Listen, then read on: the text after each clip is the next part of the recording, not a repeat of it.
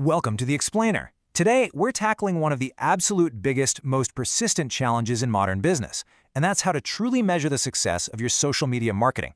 For way too long, businesses have been totally seduced by these flashy numbers, the ones that look great on paper but honestly do absolutely nothing for the actual bottom line. So our core mission here is to help you shift your focus away from those surface-level vanity metrics and over to tangible, undeniable business value, all based on the foundational insights from Dan Zarella's The Social Media Marketing book. It's a question almost every marketer or small business owner has faced at some point, right? Usually from a skeptical boss or maybe a doubtful business partner. You're sitting there spending hours crafting posts, replying to comments, building these amazing communities, but to the untrained eye, it just looks like you're wasting time playing around on Facebook or Twitter. Well, today, we are going to solve this exact problem for you.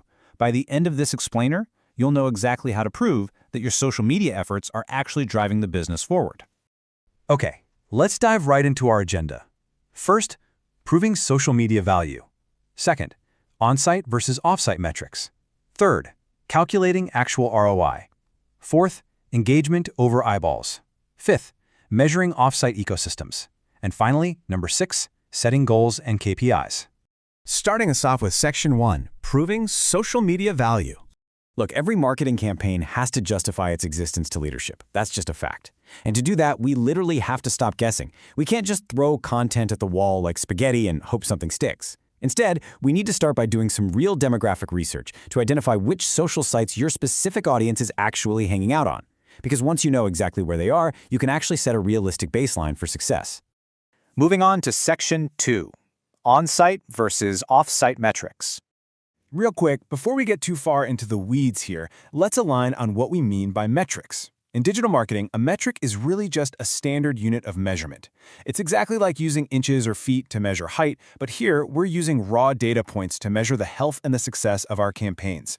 And basically, there are two main categories for these measurements. On one side, you've got on-site metrics. This is all the activity taking place directly on your own website, so territory you have complete control over. But on the other side, we have off-site metrics, and this measures the activity happening out there on other platforms, like Twitter, LinkedIn, Facebook, wherever you and your customers are interacting.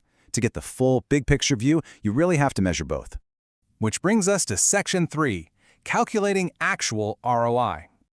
Now, this is arguably the single most critical metric for any business owner. Return on investment is the ultimate truth teller.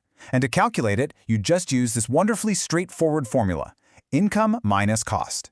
You take the income generated from a campaign and simply deduct the cost of your social media work. And here is the kicker. Crucially, you have to remember to include both your monetary investments and the time you invested in that cost. If the resulting number is positive, boom, your social investment is profitable. If it's negative, well, it's definitely time to revisit that strategy. What's really interesting when you look at how a HubSpot funnel visualizes this is the concept of closed-loop marketing. Closed-loop marketing essentially means integrating your digital analytics directly with your sales systems.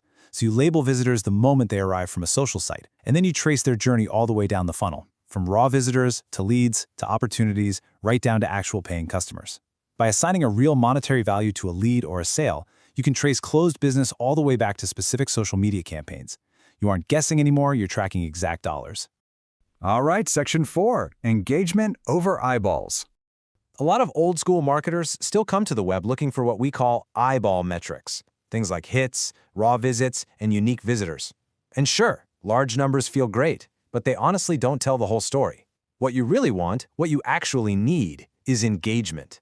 The real currency of a successful site is measured by metrics like time on site and page views per visit.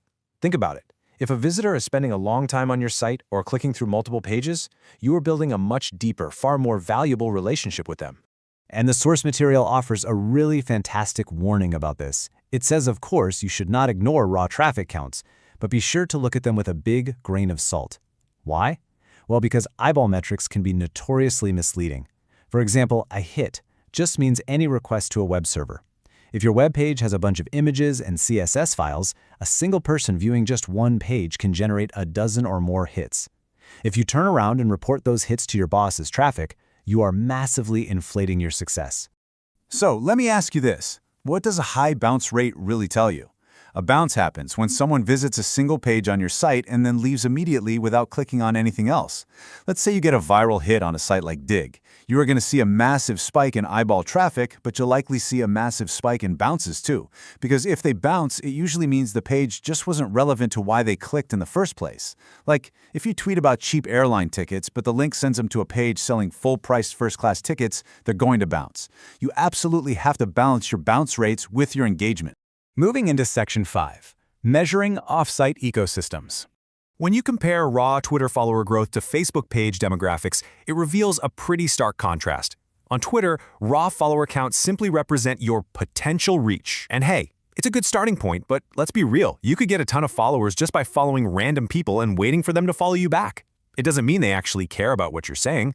That's why you have to look at tools like demographic data. Knowing the actual age and gender of who interacts with your brand helps you target your engagement. It's the difference between having a targeted conversation and just shouting into the void. So when you're measuring offsite, you really want to look at this specific hierarchy. Followers give you your potential reach, but you want to track mentions because those show you are actually sparking active conversations. Even better than that are retweets. The source provides a super powerful analogy here. A retweet is essentially an implicit vote that your content is valuable enough to share with others. And finally, you want to track your earned media. This is the unpaid PR, the blog mentions, the times your company name naturally pops up in Google News just because you've generated genuine buzz. And finally, Section 6, Setting Goals and KPIs. So the crucial point here is that before you launch any new social initiative, you absolutely must define what success looks like. Step 1. Avoid vague goals like increasing brand awareness. That is just way too fuzzy to measure. Step 2. Select specific key performance indicators or KPIs. If you want to increase your reach, your KPI is followers, and you need to set an exact target number. And Step 3. The absolute best goal you can set is tying your campaign to an exact amount of actual revenue.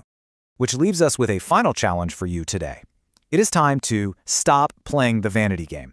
I want you to apply this closed-loop thinking to your very next post. Ask yourself, what specific revenue goal will my next social campaign actually achieve? Because if you can't answer that question yet, you probably aren't quite ready to hit publish. Thanks so much for joining us on this explainer, and we will catch you next time.